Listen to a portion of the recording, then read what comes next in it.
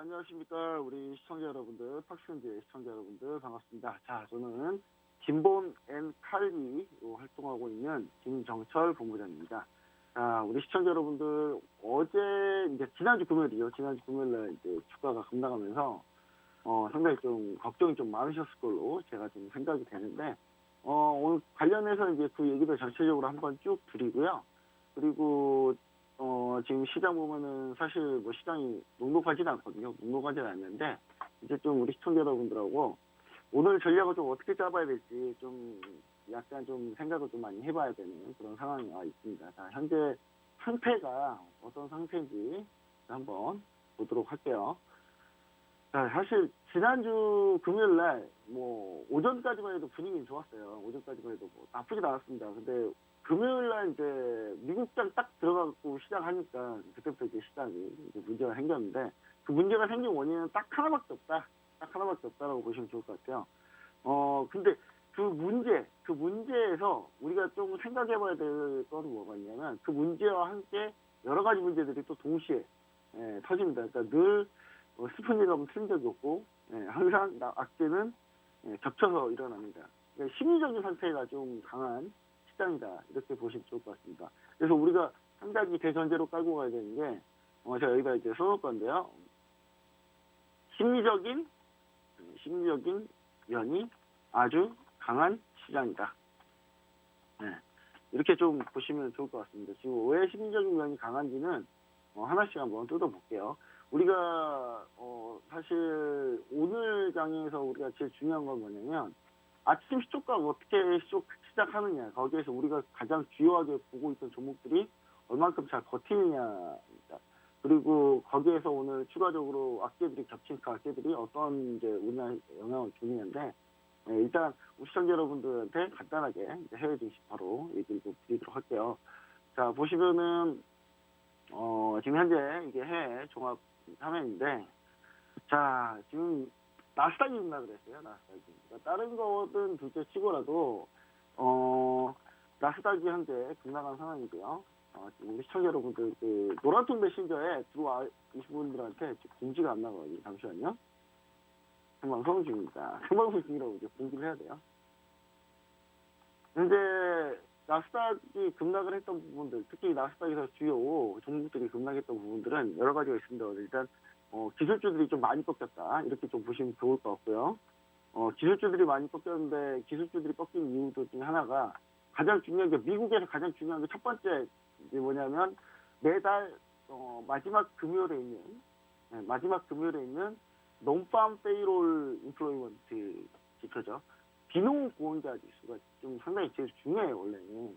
자, 그래서 한번 그 지표가 항상 중요하다. 매월 첫 번째 주 금요일 날 항상 중요하다.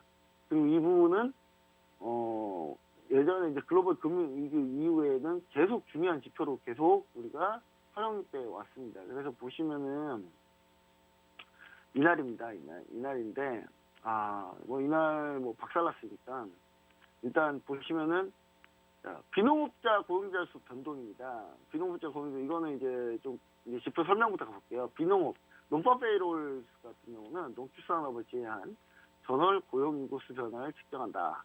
일자리 창출은 경제활동 대부분 차지하는 소비지가 가장 중요한 지표다. 실제 수치의 예상치가 높은 경우 전반적으로 이제 고용자 수가 늦으면 좋은 거죠. 중요한 거는 이날 지표가 깨졌는데, 보시면은 예상치가 55만원인데 반토막도 못했어요. 반도 못했습니다. 대쇼크가 났어요. 그러니까 농업 빼고 고용자가 얼마나 많은지에 대한 그 부분인데, 지금 완전히 박살이 났거든요. 그리고 반면에 이 실업률은 떨어졌죠. 실업률은 떨어져서 호재인데, 실업률보다 사실 제일 중요한 지표는 뭐다? 논팜 페이롤이다. 논팜 페이롤, 즉 비농업 고용자 수가 가장 중요하다. 그래서 우리 시청자 여러분들도 우리 비농업 고용자 수에 대해서 제가 워낙 강조를 많이 했었기 때문에 이제 얘기를 좀 드렸어야 되는데, 사실 지난주에 오미크론 변이 바이러스가 약간 좀 긍정적이다라는 얘기를 좀 제가 많이 드렸어요. 차라리 이게 좀 더 낫다, 다른 변이보다. 근데 그 사이에 이제 뉴스 나온 게 거기서 팩트는 바뀐 게 없는데, 예, 몇 가지가 또 불안감이 좀 추가된 게, 자, 이제 오미크론 변이. 제일 중요한 거는 첫 번째 시장에 가장 큰 영향을 준 거는 영향 원인을 알아야 해결을 할 수 있잖아요. 그러니까 현재 지금 미국 비농업 보험자 수 증가하면서 집회 쇼크가 나왔다. 두 번째는 오미크론 변이 바이러스가 현재까지 누적 확진자 숫자는 증가하고 있는데, 여기서 중요한 거는 대부분이 아니라 거의 대부분이 경증 환자다. 그리고 현재 사망자는 없다. 네. 여기까지가 이제 중요한 팩트였고, 이게 어느 정도 상쇄를 했어요. 이거하고 확 상쇄를 했다. 근데 이제 그러면서 제가 이제 지난주 금요일에 어떤 얘기를 드렸냐면, 호흡기 질환 바이러스의 경우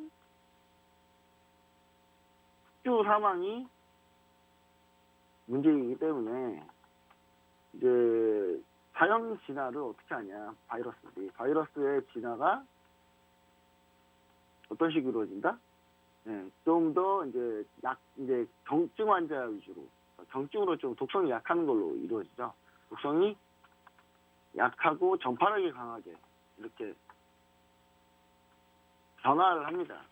변화를 하는데, 거기에 이제 오미크론 변이가 거의 마지막 아니냐. 그러면 전파력이 강하다 보면 우세종이 될 확률이 높고, 우세종이 될 확률이 높으면 이걸로 인해서 코로나가 끝나는 거 아니냐라는 이제 긍정적인 얘기를 좀 드렸었는데, 여기에 이제 한 가지 악재가 나온 게 뭐냐면, 그러니까 어린 친구들이죠. 우리 이제 청소년, 어린이 감염률이 높다. 요게 이제 문제가 됐어요, 이게. 이제 요 부분까지 이제 추가가 되니까 사실 시장은 조금 더 안 좋아지게 된 상황입니다. 그러니까 첫 번째는 요거고요. 두 번째는 여기에 대한 불안감이 있었죠. 네, 거기서 이제 우리가 이런 상황을 맞이했는데, 이것뿐만 아니라 다른 것도 또 어떤 게 있었냐. 그러면 이제 비트코인이 급락을 했었죠. 근데 다시 급등했어요, 또. 변동성이 커졌습니다. 그러니까 이게 어떤 지수가 하락하니까 비트코인이 또 급락했다. 비트코인도 급락했다. 이렇게 보시면 좋을 것 같은데, 비트코인이 급락하면서 이제 뭐 여러 가지 얘기가 있습니다만은, 뭐 원인 제공은 이제 누가 했는지 뭐 이런 거 뭐 얘기가 나오더라고요. 근데 저는 좀 동의는 안 하는데, 일단 잠시만요. 버크셔 해서웨이가 뭡니까? 해서웨이가 워렌 버핏이 있는 데잖아요. 그럼 워렌 버핏만 있냐? 워렌 버핏 말고 워렌 버핏 스승이 있습니다. 스승이자 친구이자 살림온 거라고. 아직까지 살아계시더라고요. 이분이. 곧 거의 100세 되지 않았을까요? 이분 거의. 워렌 버핏이 90이 넘은 걸로 제가 알고 있는데, 찰리먼 거가 일단 비트코인 얘기를 했는데, 완전히 비트코인에 대해서 부정적으로 얘기를 했어요. 근데 원래 이분이 뭐 그렇게 얘기한 적이 없어요. 근데 부정적으로 얘기했다고 이게 영향을 줬다?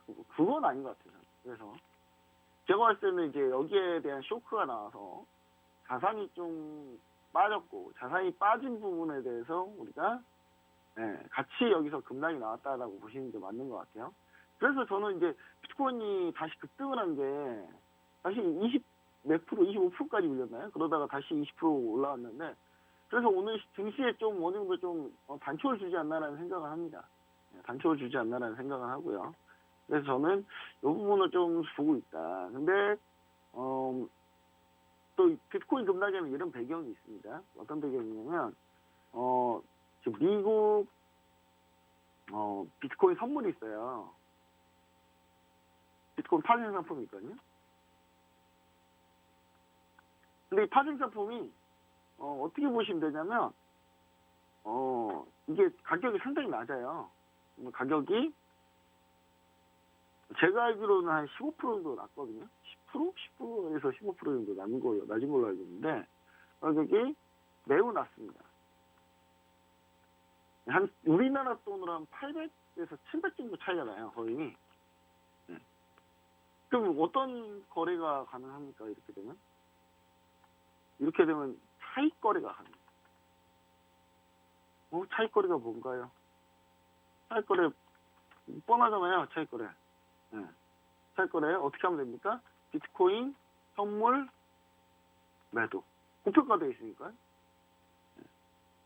N 비트코인 선물 매수 이런 무조건 수익 나요. 무조건 수익 날 거 아닙니까? 괜찮아요. 현물 매도 현금 떨어지면 수익, 비트코인 선물 올라가면 선물이 낮으니까 가격이 올라가면 수익, 둘 다 떨어져도 수익, 둘 다 올라가도 수익, 그럼 다 수익이잖아요.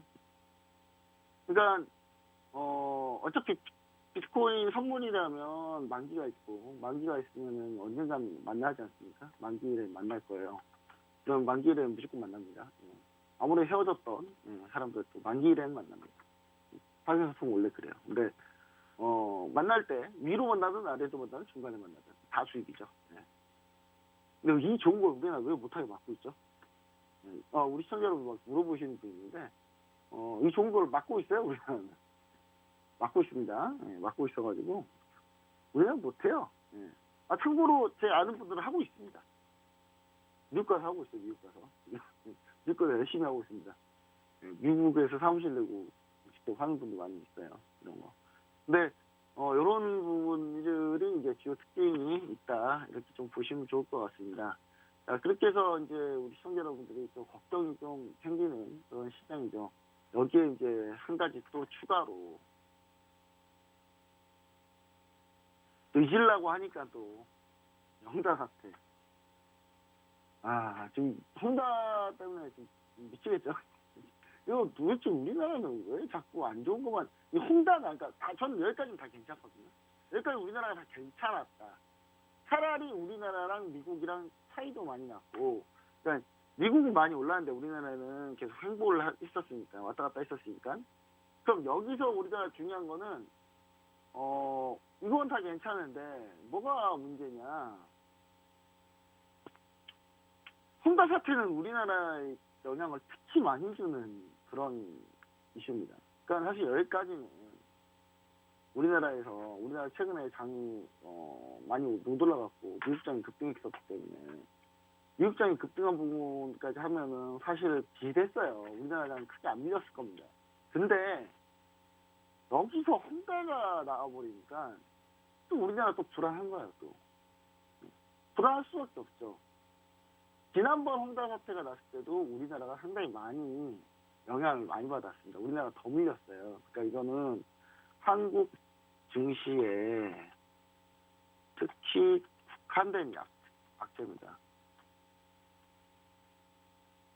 우리나라가 그 중국 주식 따라가기 때문에 사실 미국장 안 따라가요. 우리나라가 중국 위안화 따라가고 한국 위안화 따라가고 증시는 중국 주식 따라가고요. 일단 홍다가 현재 홍콩 증권거래소에서 공시를 했는데 내가 공시를 안 했으면 좋겠는데 저 공시를 하죠. 3,075억에 달하는 채무를 상환해야 됩니다. 3,075억을 채무를 상환해야 되는데 이거를 거의 못 갚지 않을까라는 생각이 있는 거죠. 과연 갚을 수 있을런지, 과연 갚을 수 있을까에 대한 문제죠. 근데 이게 당장 갚아야 될 게 제가 알기로는 오늘 갚아야 되는 게 제가 알기로는 한 976억 정도 돼요. 6일날 갚아야 되는 게 976억. 976억이면 뭐 별거 얼마 안 되네. 6일날 이거 이자만이에요. 원금 아닙니다. 이자만. 이자만. 이거 달러 채권입니다. 달러 채권. 써드릴게요. 달러와 채권 900억 매덕 정도 돼요. 900 매덕 정도 되는데 976억이네요. 976억인데 얼마 안 합니다.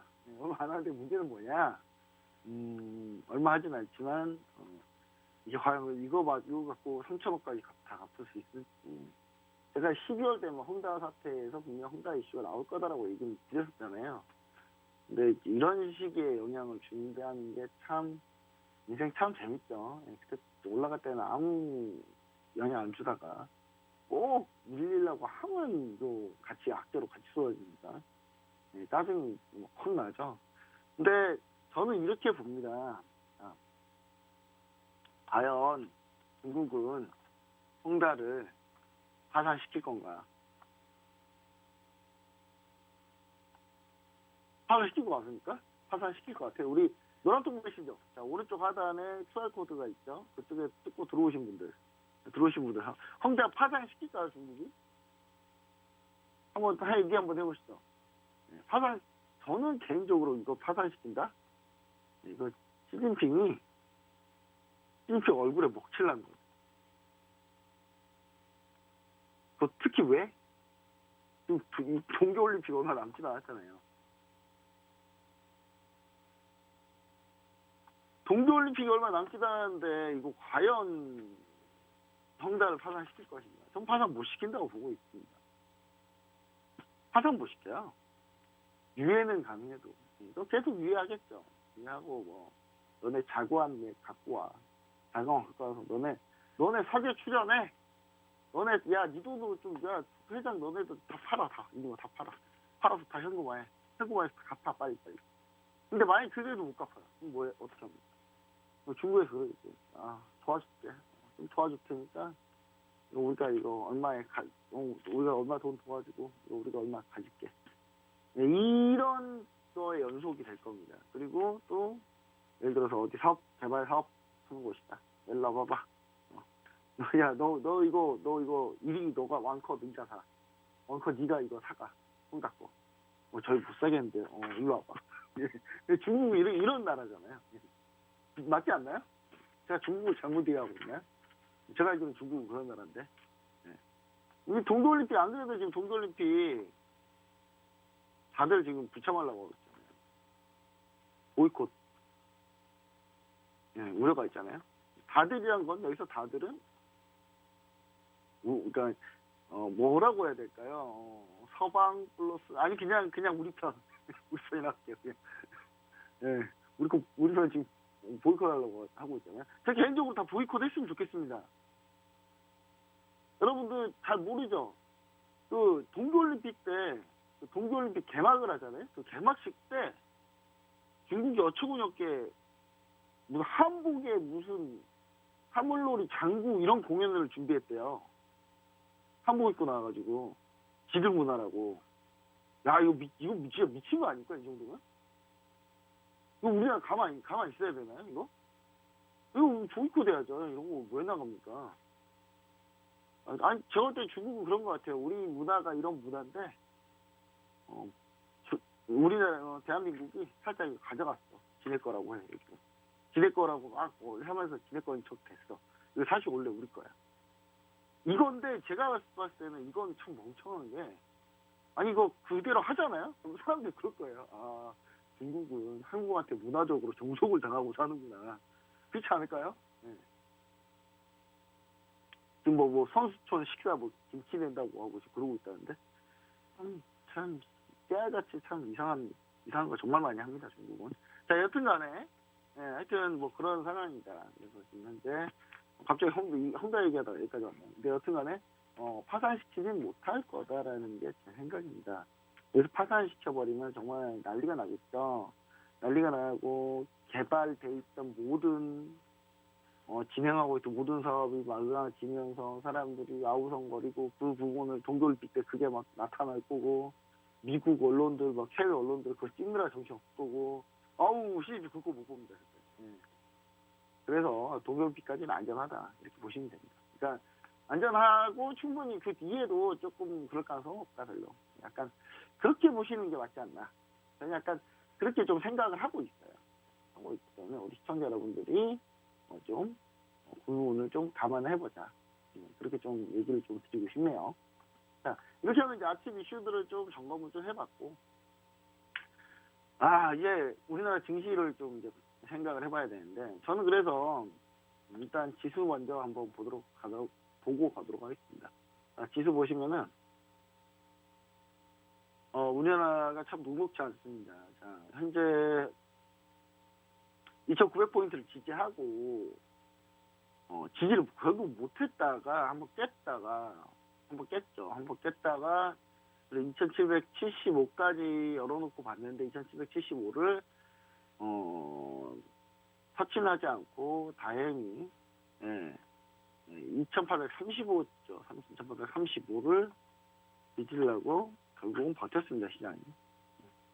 네, 버텨서 지금 반등이 나온 상태예요. 반등이 나온 상태인데 이 반등이 오늘 이제 좀 하락을 하겠죠. 하락을 하면 우리가 어떤 상황이 되냐면 이게 자꾸 보시면 아시겠지만 이게 지금 점점 이제 하락 추세가 좀 더 이제 강해지는 거죠. 추세대에 대한 문제가 생깁니다. 그러니까 추세대에 대한 문제가 생기는데 이게 이제 보시면 아시겠지만 상단과 상단을 연결하는 상단과 상단을 쭉 연결하는 이 상황인데 이 상황에서 아무리 이제 추세 라인을 넓혀도 이렇게 되고 뚫으면 하단 추세를 뚫고 올라가는 거거든요. 근데 오늘 여기서 뚫지 못하면 결국 뚫지 못하고 2,950포인트를 못 지키면은 다시 하락 추세 안으로 다시 들어오는 게 돼요. 고점을 낮추는 계속 안 좋은 시그널이거든요. 그래서 이 부분이 좀 문제가 있다. 그래서 오늘 시장이 어떻게 버텨주느냐.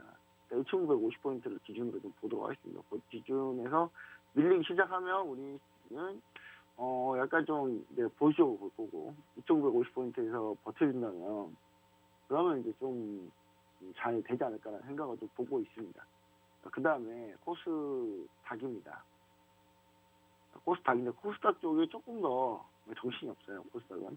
그래서 1,000포인트 저항 라인에 딱 걸린 모습인데 오늘 1,000포인트 저항 라인 걸려도 좋아요. 걸려도 좋은데 한 12월 3일 날 전일 이제 우리가 전일 저가를 깨지 않는 한 977포인트죠. 977포인트를 안 깨는 게 중요하다. 사실 시가를 깨면 안 되긴 한데 981포인트인데 시가는 흔들린다고 치고 일단 저가라도 깨지 않는 게 중요하다. 이렇게 좀 보시는 게 맞다. 이렇게 좀 생각을 해보셔야 될 것 같습니다. 그렇게 되면 이제 코스닥도 마찬가지지만 코스피가 좀 더 여유가 없고요. 코스닥은 좀 밀려도 여유는 좀 있는데 그렇게 되면은 이제 요즘 해외 증시 포지션들 한번 보도록 할게요. 저는 이거부터 보는 게 제일 중요하다 생각합니다.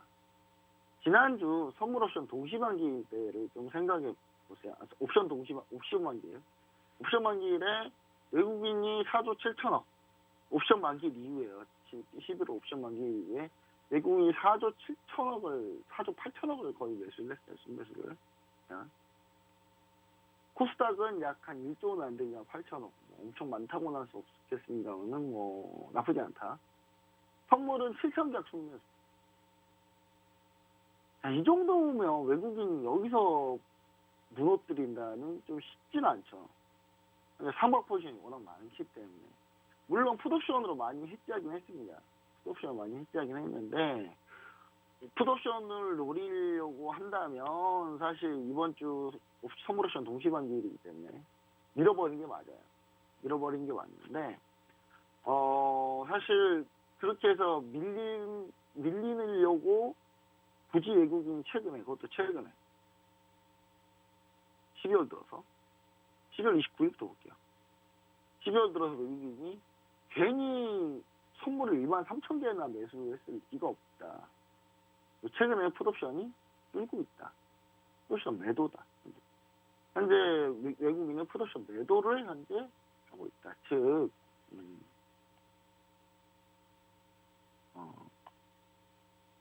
지난달 옵션 만기일 이후 외국인 선물 누적 포지션이 상방이고 거기에 풋옵션 해지를 했지만, 가 있지만, 뭐가 있다? 최근에는 풋옵션 매도다. 그 외국인이 밀기는 쉽지 않지 않나? 라는 생각을 하게 되는 겁니다. 예. 자기들 손익을 갉아 먹어야 되는 상황이잖아요. 물론 외국인이 한 명은 아닙니다. 한 명은 아니지만 보통은 같이 다들 친해요. 잘 움직여요, 같이. 같이 잘 움직인다. 이렇게 좀 보시면 좋을 것 같습니다. 그래서 우리는 이 부분을 좀 참고를 해보자. 그럼 이제 우리 시청자 여러분들 좀 어디 방향이 좀 잡히지 않을까라는 생각을 하게 됩니다. 네. 시장이 심리적인 면이 아주 강하다는 면이 이런 부분에 있어요. 그러니까 우리나라도 오히려 심리적인 면 때문에 조금 그동안 우리가 덜 올랐잖아. 우리는 대한민국 시장은 덜 올랐잖아. 그래서 충분히 갈 수 있지 않냐라는 거죠. 그래서 우리 시청자 여러분들이 항상 생각해야 되는 게 미국장이 나빠졌다 하더라도 우리나라 증시에서 그대로 반영된다라고 좀 그렇게 생각을 안 해주셨으면 좋겠다. 그리고 이제 충분히 기회는 있다. 아직까지는. 그리고 아까 헝다 사태도 이제 우리나라 많이 시청자 여러분들 많이 걱정을 하는데 이 부분은 충분히 이렇게 진행될 수 있다라는 부분. 시진핑이 여기서 헝다를 파산시키는 쉽지 않다. 파산을 시켜도요 동계올림픽 끝나고 시킬 거예요. 굳이 욕 먹어가면서까지. 안 그래도 지금 시진핑 요즘 거의 시진핑 주석은 요즘 거의 미국 노이로제, 한국 노이로제 걸려 있는데 뭐 괜히 그거 부스럼 그 전까지 만들겠습니까? 저는 아니라고 보거든요. 그래서 그 부분을 좀 감안하자면 우리가 충분히 오늘 장은 그렇게 나쁘지는 않을 거다. 근데 시초가를 우리가 어떻게 잘 버티느냐 이 부분이 좀 중요한 포인트이잖아요. 그렇게 좀 따지고 봤을 때 시청자 여러분들한테 좀 쉽지 않은 장은 분명합니다. 오늘. 쉽지 않은 장이다라는 거. 뭐 제가 괜찮다 싶다 뭐 이렇게 얘기하니까 사람들이 이렇게 진짜 괜찮나요라고 할 텐데 사실 뭐 그렇게 쉬운 장은 아니겠죠. 미국장이 나스닥이 2%가 넘게 올렸는데. 자, 오늘 나올 지표로는요. 오늘 중국 쪽에서는 지표 큰 게 없어요. 큰 게 없고요. 그 다음에 다 유럽장, 미국장 지표예요. 유럽장, 미국장 지표인데 유럽이 지금 EU 정상회담을 합니다. EU 정상회담을 하고 있고요. 그 다음에 나머지는 딱히 없습니다. 특별한 게. 독일이 공장 수주 나오는데 10월 공장 수주 나오는데 그거 하나 빼고는 중요한 게 하나도 없어요. 오늘 일단 시장 자체에 좀 집중할 수 있다. 종목 자체에 집중할 수 있다. 이렇게 보시면 좋고 중국이 중간에 흔드는 일은 쉽진 않을 거다. 다만 헝다 관련된 뉴스가 나오면서 중간에 흔들리는 요거 빼고는 지표로 뭔가 흔들거나 할 영향은 없다. 오늘 장은 그렇다라고 보시면 돼요. 그래서 시청자 여러분들이 그 부분 좀 잘 생각해 보시면 좋을 것 같습니다. 자, 이렇게 해가지고 이제 전체적으로 시장까지 한번 알아봤습니다. 시장까지 알아봤고요. 이제 이 시장까지 알아본 우리가 이제 종목을 해야 되겠죠, 종목을 한번 가봐야 될 것 같습니다. 자, 종목을 가기 전에, 우리 시청자 여러분들한테 시청자 여러분들이 노란톡 블레싱 오픈 채팅방에 들어오시면은 관련된 이런 시황, 그 다음에, 자료, 내용, 종목, 유황 종목, 이런 거 다 받아보실 수 있으니까, 오른쪽 하단에 시청자 여러분에서 눈에 봤을 때 오른쪽 하단에 있는 노란톡 메신저 QR코드가 있어요. QR코드. 카메라 꺼내가지고 스마트폰에서 스마트폰 꺼내가지고 항상 헷갈리더라고요. 스마트폰 꺼내서 카메라 실행해가지고 이렇게 딱 갖다 대기만 하시면 딱 이제 뜨거든요. 뜨면은 거기에서 이제 거기로 입장을 하시면 돼요. 입장을 하시면 제가 다양한 얘기를 좀 드리도록 하겠습니다. 자, 일단 어떤 얘기를 드리냐면 요 내용들을 좀 전체적으로 좀 정리를 해볼게요. 정리를 해볼게요. 네. 내용 정리 해보자, 이거. 자, 일단 요거 한번 올려드리고, 자,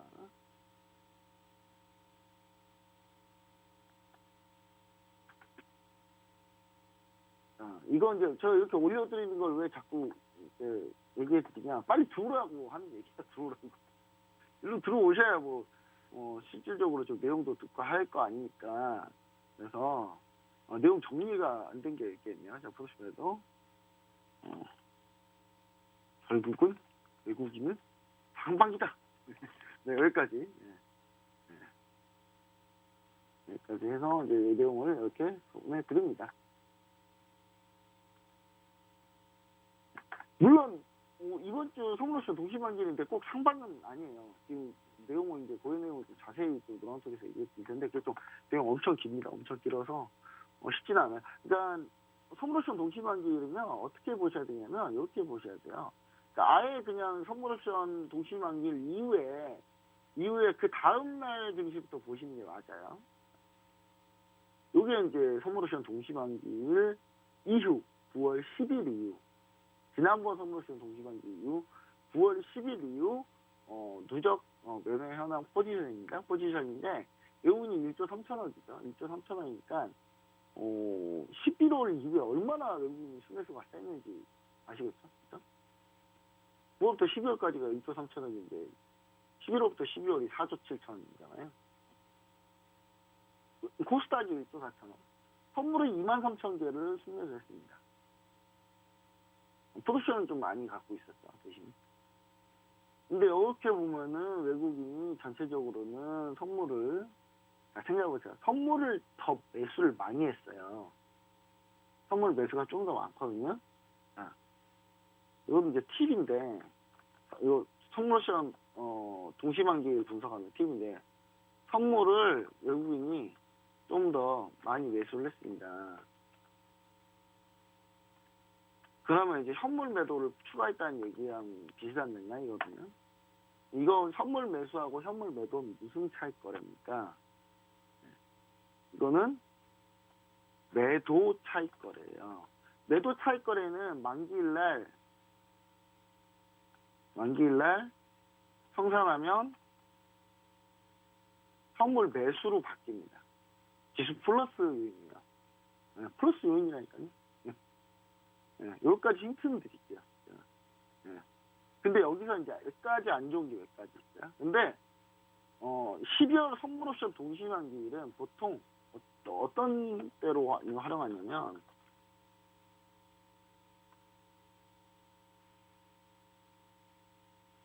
12월이죠. 특히 12월은 배당 물량 들어가는 걸로 많이 써요. 그 다음에 윈도우 드레싱. 이런 걸로 많이 씁니다.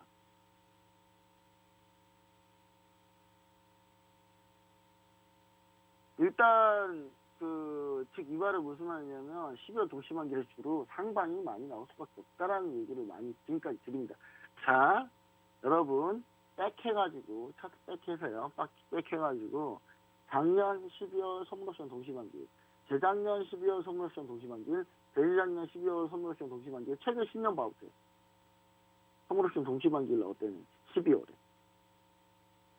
제가 갖고 있는 데이터는 68%가 최근 20년 동안 68%가 상방이었습니다. 상방. 위로 쐈어요. 70% 가까이. 그러니까 그 부분까지 감안하자. 이번 주가 선물옵션 동시반기 있는 주간이니까 다양한 얘기를 다양한 각도로 좀 드리는 겁니다. 그래서 꼭 악재가 있다고 해서 물론 그런 상황인데 뭐 악재가 뭐 홍대 갑자기 망해요. 감 없어요, 그러면. 이건 밀리는 거죠, 그거는. 그건 밀리는 거예요. 모든 악재를 다 이겨내고 그게 뚫고 막 올라가서 막 올라간다. 이런 얘기가 아니라 시장이 어느 정도 좀 중립적으로 좀 포인트가 잡힌다면 충분히 상방이다. 라는 이야기를 드리고 있습니다, 지금 저는. 시청자 여러분들 그걸 좀 잘 생각해 보자. 자, 그럼 이제 어떤 걸 좀 보고자 하느냐면요. 이제 종목들을 이제 봐야 되겠죠. 종목들을 좀 봅시다. 자, 가장 우리가 종목들 중에 우리가 가장 많이 봐야 될 거는 이제 시총 상위 종목들인데, 시총 상위 종목들이 버텨야 되니까. 왜냐? 최근에 반도체, 우리나라 시총 상위가 반도체고, 반도체는 최근에 매우 강했습니다. 매우 강했는데, 자, 지금 1분 남았어요, 1분. 지금 동시효과, 제가 왜 시간을 왜 끌고 있냐면, 동시효과 지금 접수 1분 남았거든요. 1분부터 시작 보이기 시작할 거예요. 시작 보이면 이제, 방법을 알겠죠. 물론 초반 시세는 좀 힘들 겁니다. 당연해요. 당연한데 초반 시세는 쉽지 않을 거예요. 근데 충분히 우리가 좀 생각을 해보자. 자, 이제 뭐 얼마 남았나요? 좀 더 남았나요? 떴네요. 자, 3전 SK하이닉스 지금 보합 나오네요. 자, 이거 시장 세게 안 밀린다. 세게 안 밀린다. 3전 SK하이닉스 보합 나왔으면 세게 안 밀린답니다. 세게 안 밀린다는데 현재까지 동시효과 봤을 때는 세게 안 밀린다. 코스닥이 많이 밀리네요. 코스닥이. 자, 보세요. 뭐 이렇게 우리 지난 주말 동안에 그 겁이 그렇게 많으셨고 우리 시청자 여러분들 진짜 난리 나는 거 아니냐. 물론 여기서부터 이제 좀 더 상황은 더 안 좋아질 수 있습니다만은 뭐 그렇게까지 뭐 대폭락 뭐 그렇게 가진 않습니다. 대폭락 하진 않으니까 그거 좀 생각해 주시고. 자, 보시면 이제 삼성전자가 보합권, SK하이닉스 보합권인데, 자, 시장 최근에 주도주 뭡니까? 반도체입니다. 반도체. 시장 주도주가 반도체인 거 어떻게 합니까? 김교철 본부장님 어떻게 알아요? 시장 주도주 어떻게 합니까, 여러분? 이거 보면 알잖아요. 이거 보면 모르나? 이거 모르나? 이거? 자, 11월 29일부터 그냥 오미크론 변이 사태 이후로 볼게요. 이후로. 자, 12월 29일부터 12월 6일까지. 11월 29일에서 12월 6일까지 외국인 1조 8천억 순매수했죠. 대형주를 1조 3천억 샀습니다. 그 중에 전기전자 1조 2천억 샀어요. 한마디로 어디서 다 샀다? 전기전자에서 다 샀다. 전기전자가 당연히 뭐다? 주도주다. 지금 이제 시장에서 전기전자 IT 반도체가 주도주라는 게 여실히 외국인의 순매수로 드러납니다. 자, 기간이 551억 원 순매수했는데 같은 기간에 대형주를 3,200원 샀어요. 그 중에 전기전자 IT 반도체가 2,150억이에요. 이거 그냥 이쪽으로 다 몰아때려 샀다는 얘기예요. 파악이 이 정도고 은행 다 팔고 해가지고 금융업 쪽 팔아가지고 보험 서비스 많이 팔았네요. 자, 결론은 그거라니까요. 개인이 동일기관에 계속 팔았고, 여러분 개인이 이렇게 팔았는데 시장이 폭락을 시킨다? 외국인이 굳이? 저는 그렇게 본다니까요. 폭락시키기 쉽지 않은 상황이지 않을까요? 저는 그게 맞다라고 봅니다. 그러니까 시청자 여러분들이 너무 겁먹을 필요 없다. 다만 오늘 코스닥이 많이 밀리니까 종목별로 등락이 있겠죠. 종목별로 등락이 있을 거다라는 얘기를 좀 드리고 싶고요. 자, 보시면은 일단은 삼성전자, SK하이닉스가 가장 대표적이고요. 그 다음에 이제 삼성전자, SK하이닉스에서 우리가 유망하게 좀 보시고, 자, 제가 그 얘기를 했어요. 시청자 여러분들한테 제가 삼성전자를 매수하자라는 얘기를 TV방송에서 많이 드렸습니다. 7만원대에서. 이때 다른 전문가들 중에 탁승재 팀에 그런 사람이 없을 거라고 저는 믿고 있는데, 다른 데 보니까 삼성전자 안 된다 이런 얘기 정말 많이 하더라고요. 주로 그분들이 옛날에 삼성전자 연초에 반도체 빅사이클이라고 해가지고 삼성전자에 광분했던 사람들이거든요. 그 사람들이 지금 이제 와서 7만원대 보니까 삼성전자 안 된다. 삼성전자 안 돼. 삼성전자 매수입니다. 매수기예요. 삼성전자 지금도 늦지 않았어요. 여러분들.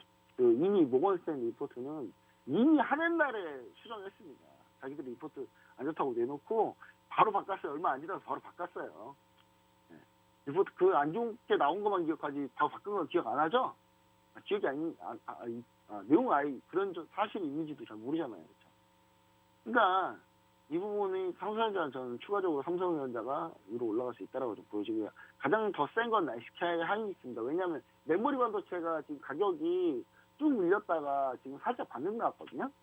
그러면 가장 빠르게 개선되고 있는 것은 SK하이닉스다. 근데 삼성전자가 모바일이 있으니, 모바일 쪽이 있으니, 모바일 사업부가 좀 잘 된다라는 부분. 잘 되는데 뭘로 해야 됩니까?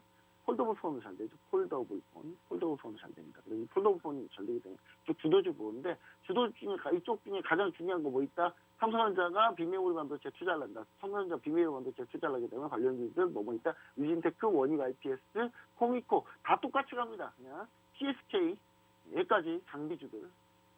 장비주 물론 더 있죠. 테스나. 그 다음 또 무엇입니까? 장비주도 너무 많아, 근데. 네, 이렇게 대표적인 장비주들이잖아요. 코미코, PSK. 여기까지. 그 다음 소재주, ENF 테크놀로지, 솔브레인. 솔브레인은 심지어 2차전지 전해진도 하고 있어요. 2차전지 전해. 2차전지 전해진도 하고 있다. 2차전지 전해 쪽이기 때문에 나쁘진 않다. 둘 다 하고 있기 때문에 나쁘지 않다. 실적 괜찮다. 이렇게 좀 보시면 좋을 것 같고. HDI 장비, 네페스, 빅메모리 반도체 장비, 테스나 장비, 테크윙, 디디아5 반도체, 메모리 반도체 관련주. 예. 테크윙, LB세미콘, 빅메모리 반도체 장비, TSE 장비, TSE 최근에 가장 강합니다. 유니테스트 마찬가지고 심택이 뭡니까? 심택이 DDR5 관련 대장주죠. 대장주인데 심택은 오늘 여기서 버티고 쓰잖아요. 버텨주잖아요. 다시 매수입니다. 엄청나게 좀 많이 올랐죠. 많이 올랐는데 지금 횡보 중인데 20일 이용평균에서 지금 지지하고 있거든요. 지지하고 있는데 오늘 여기서 버텨주고 가격도 계속 유지해주면 심택은 매수다. 그다음 대덕전자 마찬가지고요. 대덕전자 근데 대덕전자 좀 밀렸는데 심택을 대장주니까 둘 중에는 PI 첨단 소재 마찬가지로 7시 첨단 소재 512D 관련인데 512D 관련주도 좀 보자. 왜냐면 XR 기기 메타버스 SR 기기가 있으니까. 그 다음에 하이비전 시스템 마찬가지. MCX 자 요거는 이렇게 보셔야 돼요. 카메라 모듈인데 자율주행 플러스 스마트폰 부품으로 보시는데 제가 봤을 때는 MCX 파트 1이 가장 좋습니다. 카메라 모듈 중에서는 이 두 개를 보시는 전략. 여기까지는 좀 충분히 볼만하다. 시장이 동시효과가 약간 더 밀렸네요. 자, 그러니까 낙폭은 좀 있을 거라고 좀 생각을 해보자고요. 자, 오늘 그 동시효과에서 가장 좀 안 좋은 게 뮤직 스튜디오 뭐 이런 메타버스 관련주도 안 좋아요. 안 좋습니다. 그러니까 시장에서 반도체 쪽으로 강화하기 위해서 딴 데로 돈을 빼야 되는데 돈 빼는 게 이렇게 올라가는 종목들에서 수익실의 시세 차익 거둬서 나오는 거죠. 나와서 이쪽으로 모르는 거잖아요. 그런 식으로 들어가고 있다. 이렇게 보시면 좋을 것 같습니다. 자, 그 다음에 오늘 현대차 네이버가 좀 많이 밀리는데 이거는 국가 공백이 조금 있네요. 국가 공백이 조금 있기 때문에 크게 걱정 안 하겠습니다. 자, 그 다음 셀트리온 오미크론 변이 나와서 셀트리온 어떻게든 매도하려고 하고 있습니다. 우리 시청자 여러분들 제가 다 괜찮은데 셀트리온 손실 중이에요. 손실 중인데 요건 어떻게든 매도를 할게요. 제가 어떻게든 매도하겠다 생각해 보시면 좋을 것 같고요. 나머지 기아 자동차 관련주도 이렇게 나쁘지 않아요. 자동차 부품. 그 특히 이제 현대차가 내년에 이제 신차 중에 한 절반 이상이 다 전기차라고 하죠. 그래서 이 전기차 부품들 관련주, 전자부품 관련주들은 상당히 괜찮다 이렇게 보시면 좋을 것 같고요. 그렇게 해서 우리가 좀 관심을 가져봐야 될 종목이 LX세미콘 반도체 관련 회사거든요. 반도체 플러스 차량용 반도체 쪽이기도 하고요. 전자 부품이기도 하고 LX세미콘 괜찮다. 저는 LX세미콘 시청자 여러분들이 오늘 좀 눈여겨보시면 좋을 것 같다. 앞으로 공략 종목 눈여겨보면 좋을 것 같다. 이렇게 얘기를 드리고요. 그 다음 마지막으로 롯데케미칼. 롯데케미칼. 화학주들 유가 떨어지잖아요. 유가 지금 현재 논방 페이롤이 안 좋기 때문에 유가는 추가적으로 더 밀릴 가능성이 있어요. 있기 때문에 화학주 중에 롯데케미칼의 지난 TV방송, 지난 일요일날 TV방송에 제가 녹화를 해놓은 거예요. 뭐라고 얘기해요? 송원산업 괜찮다고 얘기드렸거든요. 송원산업 보세요. 송원산업이 유가가 원재료가 떨어지고 원재료가 떨어지면 수익이 더 나고 수익이 더 나는 부분이 좀 더 가셔야 된다. 자, 송원산업이 당기순이익 700억이라고 치고요. 시가총액 4,700억이에요. 너무 싸지 않습니까? 이런 바닥주로 상당히 괜찮다. 이소화학도 마찬가지. 이소화학인데, 이소화학 적자에서 흑자전환 8,900억짜리 나오는데 시가총액 4,600억. 싸죠. 이런 거 위주로 좀 보자. 이렇게 좀 얘기 드리면서 우리 시청자 여러분들이 좀 종목 좀 잘 보시고요. 만약에 좀 종목에 대해서 궁금하신 거 있다 하시면 노란통 메신저 오픈 채팅방 여기 오른쪽 하단이죠. QR코드 찍고 들어오시면 됩니다. 스마트폰 꺼내서 카메라 실행하고 갖다 대기만 하시면 됩니다. 자, 저는 좀 이따가 노란톡방에서 우리 시청자 여러분 다시 뵙도록 하겠습니다. 감사합니다.